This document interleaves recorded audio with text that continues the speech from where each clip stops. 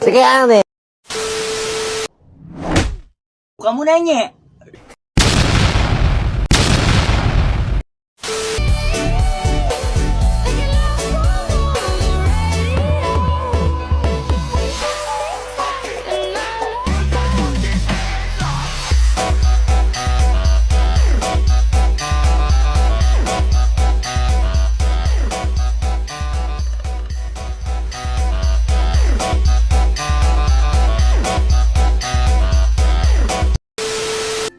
Halo semua, video kali ini yaitu tentang toksikologi industri. Nah, dari kalian apakah udah tahu apa itu toksikologi industri?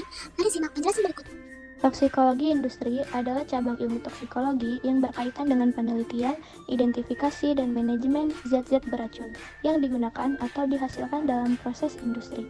Ini mencakup penilaian risiko dan perlindungan terhadap pekerja, lingkungan, dan masyarakat yang terpapar zat-zat beracun dalam konteks industri. Prinsip dasar toksikologi. Prinsip dasar toksikologi industri mencakup berbagai konsep dan metode yang digunakan untuk menilai, mengelola, dan mengurangi risiko kesehatan yang disebabkan oleh paparan bahan kimia di tempat kerja. Berikut adalah beberapa prinsip dasar toksikologi industri. Yang pertama, menentukan bahan kimia yang berpotensi menimbulkan efek toksik. Yang kedua, mengukur atau memperkirakan konsentrasi bahan kimia yang dihirup, disentuh, atau tertelan oleh pekerja. Yang ketiga, menentukan hubungan antara dosis, bahan kimia, dan respon biologis. Yang keempat, memahami mekanisme bagaimana bahan kimia menyebabkan efek toksik pada tingkat seluler atau sistemik atau toksikodinamik. Yang kelima, memberikan informasi dan pelatihan kepada pekerja tentang bahaya bahan kimia dan cara melindungi diri. Oke, dengan memahami dan menerapkan prinsip-prinsip ini, toksikologi industri berperan penting dalam melindungi kesehatan pekerja dan memastikan lingkungan kerja yang aman. Agen toksik dalam industri. Terdapat beberapa agen toksik yang umum ditemukan dalam industri, termasuk bahan kimia berbahaya seperti asam sulfat, amonia, merkuri, dan formaldehida.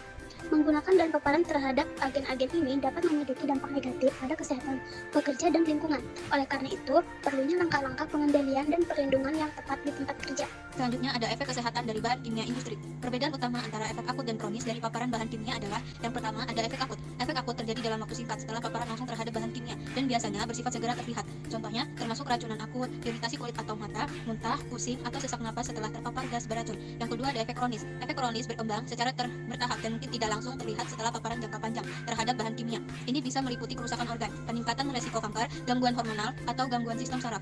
Contoh efek kronis termasuk penyakit paru-paru yang berkembang setelah paparan jangka panjang terhadap asap rokok atau kanker kulit setelah paparan berulang terhadap sinar matahari.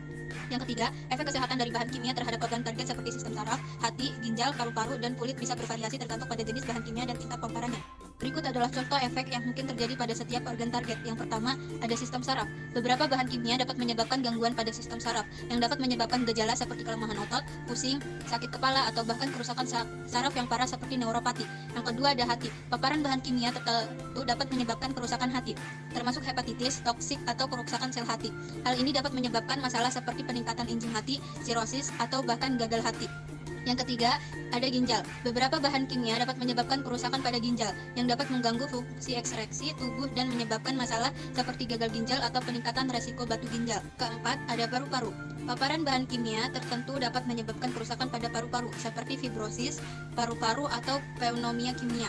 Gejalanya bisa berupa sesak nafas, batuk, atau penurunan fungsi pernafasan. Yang terakhir, ada kulit. Beberapa bahan kimia dapat menyebabkan iritasi atau reaksi alergi pada kulit, seperti dermatitis kontak atau luka bakar kimia. Paparan berulang atau jangka panjang dapat menyebabkan masalah kulit kronis seperti eksim atau kerusakan kulit yang lebih sering. Pertama, paparan zat beracun. Pekerja industri sering terpapar bahan kimia yang bisa beracun jika terhirup, tertelan, atau terserap melalui kulit. Yang kedua, ada jenis bahan kimia. Ini termasuk pelarut, logam berat, pestisida, dan bahan kimia organik yang bisa menyebabkan kerusakan pada organ tubuh, kanker, atau efek kesehatan jangka panjang lainnya.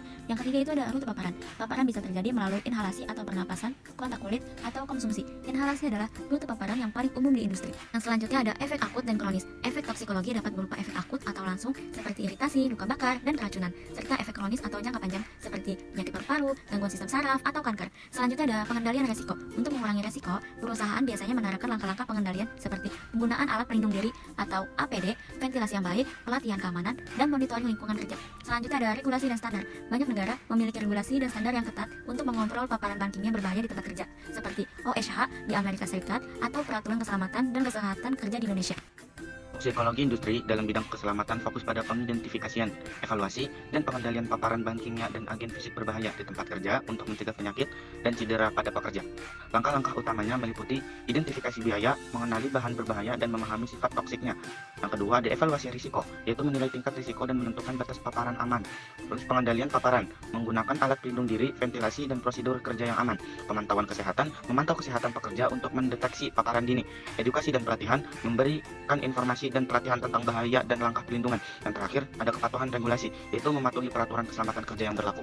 Pengendalian dan pencegahan. Yang pertama ada eliminasi, memodifikasi desain untuk menghilangkan bahaya. Misalnya, memperkenalkan perangkat pengangkat mekanik untuk menghilangkan penanganan bahaya manual. Selanjutnya ada substitusi, penggantian bahan kurang berbahaya atau mengurangi energi sistem. Misalnya, menurunkan kekuatan, effort, tekanan, suhu, dan lain-lain. Selanjutnya ada kontrol teknik atau perancangan, menginstal sistem ventilasi, mesin penjagaan, interlock, dan lain-lain. Selanjutnya ada kontrol administratif, seperti tanda-tanda keselamatan, daerah berbahaya tanda-tanda fotoluminescent, tanda-tanda untuk trotoar pejalan kaki, peringatan siaran atau lampu, alarm, prosedur keselamatan, inspeksi kelewatan, kontrol akses, sistem yang aman, penandaan dan izin kerja dan lain-lain. Yang terakhir itu ada alat pelindung diri atau disebut APD, seperti kacamata safety, perlindungan pendengaran, perlindungan wajah, respirator, dan sarung tangan.